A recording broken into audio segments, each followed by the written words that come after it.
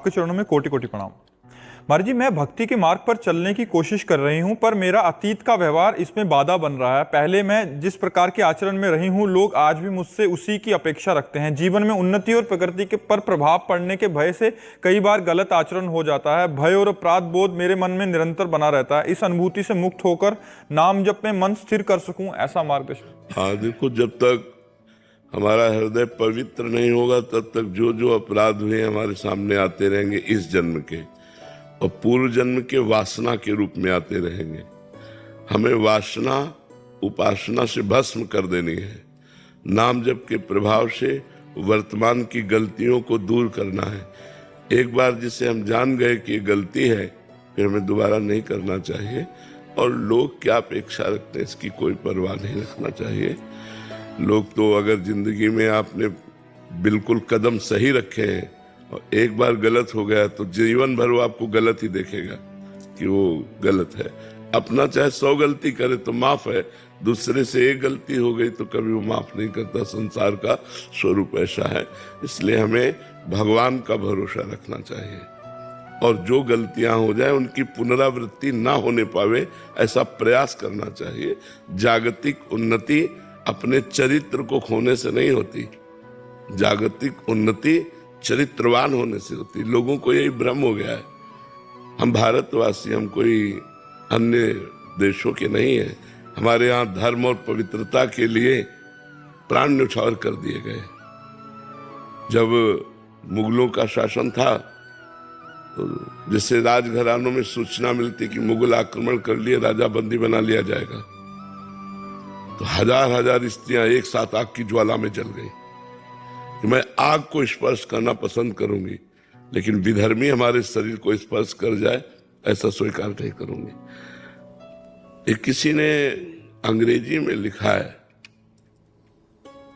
कि अगर आपका धन नाश हो गया तो कुछ नाश नहीं हुआ।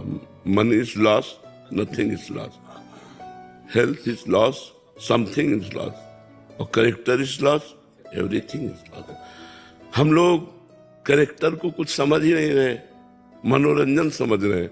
आज जो बाहरी गंदगी है वो अपने देश में पधार रही है, ये बाहरी गंदगी है। हमारे यहाँ ऐसा नहीं है। हमारे यहाँ जिस पति को स्वीकार किया आजीवन, उसको स्वीकार करके निर्वाह किया गया है। हमारे यहाँ पतिव्रता हुई है। कहीं किसी पूरे विश्व में बताओ कोई पतिव्रता हुई? यहाँ भूखे रहना पसंद है लेकिन धर्म बेचना पसंद नहीं है। तो हमें लगता है कि हमसे जो गलतियां हो जाएं उनकी पुनरावृत्ति न की जाए और भगवान का भरोसा रखा जाए। उन्नति सदाचरण से होती है। जो असदाचरण से उन्नति होती है उसका परिणाम नाश होता है। जो सदाचरण से उन्नति होती है वो विकास को प्राप्त होती रहती है, वो विनाश को प्राप्त नहीं होती। इसलिए अपनी बुद्धि को शुद्ध रखा जाए। हमारा यदि चरित्र है तो सब कुछ है। हमारा चरित्र चला गया तो क्या? हम राम चरित्र का गायन करते हैं। रावण किस बात में कम था? भगवान रघुवंश में प्रकट होते हैं और वो उत्तम कुल पुलस्त कर नाती। महात्मा पुलस्त का नाती है, कोई साधारण नहीं है। उत्तम कुल पुलस्त कर नाती। जिस वंश को रघुवंश भी प्रणाम करता है, उस वंश में उसका प्रादुर्भाव हुआ, पुलस्त ऋषि के कुल में। लेकिन उसे राक्षस कहा गया। किस कारण? आचरण, चरित्रहीनता के कारण उसे राक्षस कहा गया। वहां भी तो विभीषण जी भी तो प्रकट हुए उसी कुल में। भगवान उनसे कहते, तुम सारीखे संत प्रिय मोरे, धरो देह नहीं आन नहीं हो रे। तुम्हारे जैसे संतों के लिए मैं अवतार लेता हूं, विभीषण जी से कह रहे हैं। उसी कुल में तो प्रकट हुए। उसे राक्षस कहा गया एक भाई को, और एक भाई को संत कहा गया। तो चरित्र, आचरण, व्यवहार हमको चाहिए। सब कुछ देकर चरित्र की रक्षा करना। चरित्र देकर के लौकिक उन्नति कोई खास बात नहीं है। इसलिए बहुत सावधान, विवेक के द्वारा चलिए। जो गलतियां हो गई वो हमसे भूल हुई, भूल को भगवान क्षमा करते हैं। भगवान का नाम जप कीजिए, नमक रोटी खाइए, लेकिन धर्म से चलना सीखिए तो आपको शांति मिलेगी, विश्राम मिलेगा। नहीं तो ये हमारे शब्द याद कर लीजिए, भय, चिंता, शोक, नकारात्मक विचार, आखिरी में डिप्रेशन परिणाम। अगर गलत आचरणों में बढ़ते चले गए तो इस लाइन पर क्लियर बिल्कुल आप समझ लीजिए, यही लाइन चलेगी। भय, चिंता, शोक, नकारात्मक विचार, निगेटिव विचार इतने कि आप डिप्रेशन में पहुंच जाओगे। आखिरकार सोच बदल जाएगी कि ऐसा जीना भी क्या, और फिर आखिरी परिणाम बहुत भयावह होता है। इसलिए धर्म से चलो तो निर्भय, निश्चिंत, निशोक और अमरत्व, भगवान की प्राप्ति। नाम जप करो, अच्छे आचरण वाले बनो। लोगों के कहने से हमें कोई प्रभाव नहीं पड़ना। हमें अपना जीवन सुदृढ़ अपने लिए रखना चाहिए कि हम जैसे हैं हमारे भगवान जानते हैं। ये क्या कहता है इस बात पर हमें ध्यान नहीं देना। लोगों की बातों के लिए जीते हैं कि लोग हमें अच्छा कहें। आप अच्छे जियो, पूरा संसार अच्छा कहेगा। आज नहीं तो कल कहेगा। चलो तो सही ढंग से चलो जी। श्री राधा वल्लभ लाल की। सुरेंद्र जी गुरुग्राम से। राधे राधे महाराज जी। महाराज जी, मोह को त्याग कर भगवत प्राप्ति कैसे होगी महाराज जी? बिना मोह के बच्चों का पालना कैसे करें, उनकी परवरिश कैसे करें महाराज जी? मोह त्यागने का कोई सरल उपाय है क्या? देखो, कठिन लग रहा है। जो तुम्हें लग रहा है कि बिना मोह के हम अपने बच्चों का पालन नहीं कर सकते, ये तुम्हारा भ्रम है। मोह श्रेष्ठ या प्रेम श्रेष्ठ, विचार कर। मोह मलिन होता है, प्रेम निर्मल होता है।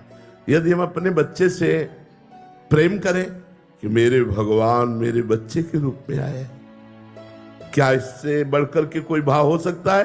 हम अपने बच्चे को इससे बढ़कर क्या प्यार कर सकते हैं कि हम उसे अपना भगवान मानते हैं? हम अपनी पत्नी को इससे बढ़कर प्यार क्या कर सकते हैं? हम उसे अपना भगवान मानते हैं। हम माता पिता को इससे बढ़कर क्या प्यार दे सकते हैं? हम उन्हें भगवान मानते हैं। मातृदेवो भव, पितृदेवो भव। तो हम यदि भगवान की भावना करें तो मोह का नाश हो जाए और भगवत प्रेम हो जाए। सब में भगवान विराजमान है। तो मेरे बेटे के रूप में कौन आया है? भगवान ही तो आए हैं। भगवान अगर चले जाएं उनके शरीर से तो उस शरीर को हम जला देते हैं, शरीर को गाड़ देते हैं, शरीर का कोई महत्व नहीं रखते। तो आज भी आप अनजाने में भगवान का ही महत्व रख रहे हैं, तो उन्हीं भगवान से प्यार करो ना। अपने बेटे के शरीर रूपी मंदिर में भगवान को देखो, मेरा परमात्मा इस रूप में आया है, और प्यार करो। आपकी भक्ति बढ़ेगी और भगवान की प्राप्ति होगी और बेटे का प्यार भी सुरक्षित रहेगा। मोह से बढ़कर के प्रेम है। मोह में तो अज्ञानता है, प्रेम में ज्ञान है। इसलिए भाई ऐसा न सोचो कि मोह के बिना परिवार का पोषण कैसे हो सकता है। बहुत अच्छे से हो सकता है यदि हम भगवत भाव करें तो। पर भगवत भाव करने के लिए नाम जप जरूरी है। बिना नाम जप के भावना नहीं जागृत होती। भजन से ही भाव की प्राप्ति होती है। खूब नाम जप करो। महाराज जी, आपके अनुगत यहाँ 400-500 संत रह रहे हैं, तो आप पालन पोषण कर रहे हैं, क्या आपको मोह है? एक गृहस्थ अपने परिवार से प्यार करता होगा, उससे करोड़ गुना प्यार है, करोड़ गुना। हर बच्चा हमको हमारे हृदय से, हमारी आत्मा है। हर बच्चा बच्ची हमारी आत्मा है। लेकिन हम कभी पास नहीं बैठते, कभी हम ये नहीं कहते, दुलार नहीं करते। लेकिन हृदय से हमारा चिंतन, जैसे कछुआ अपने अंडे को जल में रह करके चिंतन के द्वारा उसे परिपक्व कर देता है, ऐसे हम चिंतन के द्वारा अपने शिष्य या अपना परिकर या जो जहां भी रह रहा है वो चिंतनी शक्ति के द्वारा हम अपनी आत्मा मानते हैं। हम इनको बहुत प्यार करते हैं, पर हम प्रगट में प्यार नहीं करते। महाराज जी, ये तो बहुत बड़ा उदाहरण है कि बिना मोह के इतने जनों का पालन पोषण हो। और हर बच्चा अगर वो ईमानदारी से सत्य मार्ग में लगा है तो उसको अनुभव होगा कि मुझसे बहुत प्यार करते हैं। सबको अनुभव होगा जितने हैं कि हमको बहुत प्यार करते हैं, ये अनुभव होगा। जबकि हम कभी किसी से नहीं कहते हम तुम्हें प्यार करते हैं, कभी नहीं कहते। कभी पास बैठकर दुलार नहीं करते, और जब पास मिलेंगे तो बस एक दृष्टि से देख लिया, बस इतना ही बहुत हो गया। लेकिन प्रेम के द्वारा सबका पोषण होता है, मोह के द्वारा नहीं। अच्छा, आप इतने लोग बैठे हो, क्या हमारे प्यारे नहीं हो? क्या आप हमें प्यार नहीं कर रहे हैं?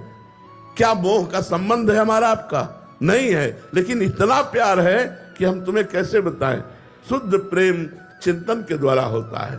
भगवत चिंतन करते हुए भाव में भर के जिसका चिंतन कर लिया उसका कल्याण हो गया, उसका मंगल हो गया। कल्याण होना, मंगल होना, दुखों का नाश हो जाना, यही बात है। ऐसे लाखों लोग हैं जो देश विदेश में रह रहे हैं, हो सकता है मैं उनको बाहरी ना पहचानता हूं, लेकिन वो भाव कर रहे हैं और उनका परिवर्तन हो रहा है, क्योंकि आंतरिक चिंतन से परिवर्तन हो रहा है। उसे प्रेम कहते हैं।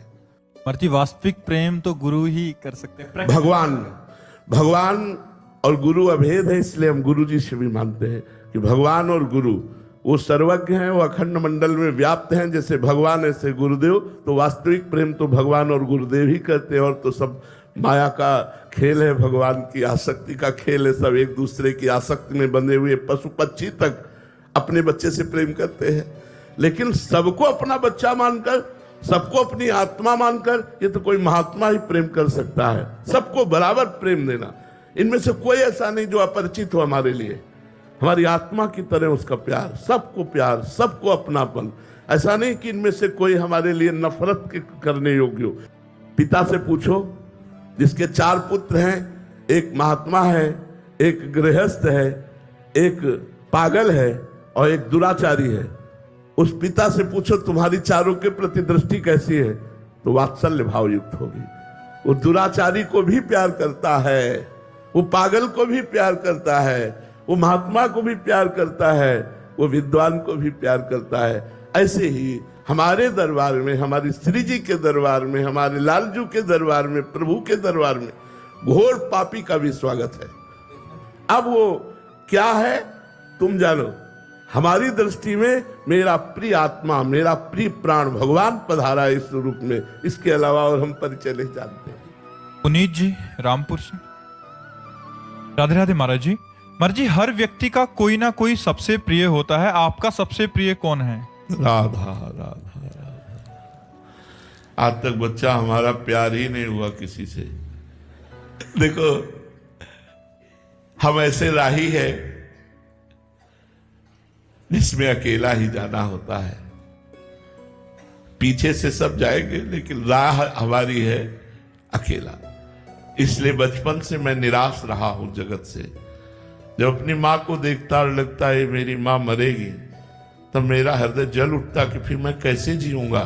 तो जैसे हमारा मन गया कि मेरे पिताजी ये मरेंगे, फिर निराश हुआ, तो हम किससे प्यार करें, किससे प्यार करें? यहाँ तो सब कोई बिछुड़ने वाला है, सब कोई मरने वाला है, सबको अपने मन की बात माननी, मेरे मन की चाह को कौन पूर्ण करेगा? तो निष्कर्ष निकला श्री भगवान। तो बचपन से लेकर के आज तक हमारा कोई एक दोस्त नहीं है कि ऐसे मिलाने वाला, एक भी दोस्त नहीं। अकेला जीवन व्यतीत करते करते भगवान ही संभालते हुए चले आए। जहां जहां हमारे कदम लड़खड़ाए वहां भगवान सहयोग दिए और हमको आगे बढ़ाए। तो हमारी प्रिय, तो हृदय की बात कहता हूं, प्रिय शब्द तो सिर्फ राधा किशोरी के चरणों में है। हमारा प्रिय शब्द जो है कि आपका प्यार क्या है, आपके प्रिय कौन है, तो किशोरी जी हैं। और किशोरी जी के नाते से हम आप सबको बहुत प्यार करते हैं, सबको प्यार करते हैं। हमारी पहचान यही है सबके बीच में। हमारा नाम क्या है जानते हो? प्रेमानंद। तो हमारे पास है क्या? प्रेम आनंद। प्रेम कौन है? प्रिया जी। आनंद कौन है? लाल जी। तो प्रेमानंद मतलब प्रियालाल। प्रियालाल की चर्चा, प्रियालाल का नाम, प्रियालाल का धाम, प्रियालाल के गुण और प्रियालाल के संबंध से हम आप सबको बहुत प्यार करते हैं कि आप हमारी श्री जी की बातें सुनने आए, आप श्री जी के संबंध से आए। इसलिए हम भगवत स्वरूप मानकर सबको प्यार करते हैं। वैसे हमारा केवल प्यार शब्द एक ही जगह है, राधा किशोरी के चरणों में। अब कितना है वो ये वो जाने, उनके लायक है कि नहीं ये वो जाने, पर वो समिट करके अब कहीं नहीं है, केवल श्री जी के चरणों में है। सचिन जी शिमला हिमाचल से। राधे राधे महाराज जी। महाराज जी, आपके चरणों में दंडवत प्रणाम। महाराज जी, भगवत मार्ग के पथिक को भगवत साक्षात्कार होने से पहले ऐसे कौन कौन से अनुभव या संकेत या भाव मिलते हैं जिससे पता चले कि वो सही मार्ग पर चल रहा है? कामादि विकार निष्प्रभावित होने लगते हैं। जो पूरे त्रिभुवन को अधीन किए हुए है, काम नष्ट हो जाता है। जब काम का आकर्षण, परिवार के मोह का आकर्षण,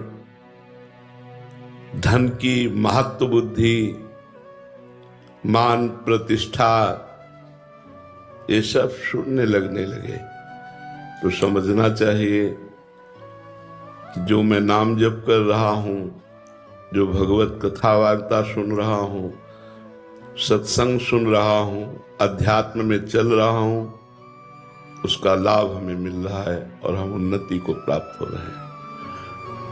यदि विकार ग्रसित बुद्धि है, धन पर महत्व बुद्धि है, मान प्रतिष्ठा की चाह है, अभी भजन का रंग नहीं आया। भजन का रंग तभी माना जाता है जब इन विकारों पर विजय प्राप्त हो जाए। काम क्रोध मद मान न मोहा, लोभ न क्षोभ राग नहीं द्रोहा, जिनके कपट दम्भ नहीं माया, तिनके हृदय बसहु रघुराया। जहां काम क्रोध अभिमान द्वेष राग ये सब नष्ट हो चुके हैं, शांत हृदय है, कोई चाह नहीं, एक अद्भुत आनंद, एक अद्भुत उमंगन, प्रतिपल यही कब मिलेंगे प्रभु, कब मिलेंगे प्रभु। तो समझना चाहिए कि हमारा मार्ग बहुत ठीक है और हम उन्नति को प्राप्त हो रहे हैं। अगर कंचन कामनी और कीर्ति में हमारी प्रियता है तो अभी भजन हमारा रंग नहीं लाया। कामनी प्रिय लगे, धन प्रिय लगे, मान प्रतिष्ठा प्रिय लगे, तो समझना चाहिए अभी मार्ग ठीक नहीं है। अभी अध्यात्म मार्ग में हमारी उन्नति नहीं हो रही। अध्यात्म मार्ग में उन्नति तभी मानी जाती है जब इन तीनों पर हमारी अनासक्त बुद्धि हो जाए, न कंचन में, न कामिनी में, न मान प्रतिष्ठा कीर्ति में, तब हमारा भजन सफल माना जाएगा। निरंतर भगवत स्मृति, विकारों पर विजय और मान मद आदि का त्याग। समझ पा रहे हैं आप? निकिता जी मोहाली पंजाब से। राधे राधे महाराज जी। महाराज जी, केवल वाणी से कह देना कि हम श्री जी को समर्पित हैं, क्या यही वास्तविक समर्पण है? नहीं नहीं नहीं नहीं। तन वांग मनोभिर अमले सोहम तो वास्तविकता। वाणी से, मन से, तन से और अहंकार से, स्वयं से जब हम प्रभु की शरण में होते तब वास्तविक शरणागति होती है। वचन से हमने कहा कि मैं श्री जी का हूं, तो जीवन में ये बात ध्यान रखना, तुम्हारे वचन से नहीं निकलना चाहिए किसी और के सामने कि मैं आपका हूं।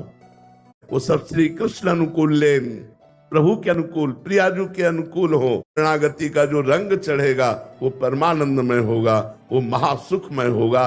पर किसी महापुरुष के संग से ही ये तन मन वचन सब समर्पित होते हैं, नहीं तो अहम की लीला चलती रहती, शरणागति नहीं हो पाती। महाराज जी, हम नाम जप करते हैं और अपना नाम जप श्री जी को समर्पित कर देते हैं। उस नाम जप के बदले कोई इच्छा भाव भी नहीं रखते और मन में कई इच्छाएं उत्पन्न होती हैं। जब तो उसको जब भगवान पूरा करते हैं तो नाम जप खर्च होता है क्या? नहीं, जो भागवतिक बैंक में नाम जप जमा कर रहे हैं और हमने इच्छा की कि हमारा ये कार्य हो जाए, तो उसके ब्याज में हो जाएगा, नाम जप खर्चा नहीं होगा। नाम जप जो भगवान को समर्पित कर रहे हो तो उसके ब्याज में हो जाएगा, मूल तो भगवत प्राप्ति होगी। और जो भगवान से इच्छाएं पूर्ण की जाती हैं वो इच्छा का नाश ही कर देते हैं। इतना सुख दे देंगे कि मन तृप्त हो जाएगा या उस कामना का ही नाश कर देंगे। हम प्रार्थना करते हैं सबसे कि हर एक की भक्ति सकामता से ही प्रारंभ होती है और निष्कामता में पूर्ण होती है। इसलिए यदि धन की आकांक्षा, संकट निवारण की आकांक्षा, परिवार के सुख की आकांक्षा है तो आप भगवान से जुड़िए, भगवान से मांगिए, भगवान से प्रार्थना कीजिए और पूर्ण ना होने पर भगवान का कोई कृपा विधान है ऐसा विचार कीजिए।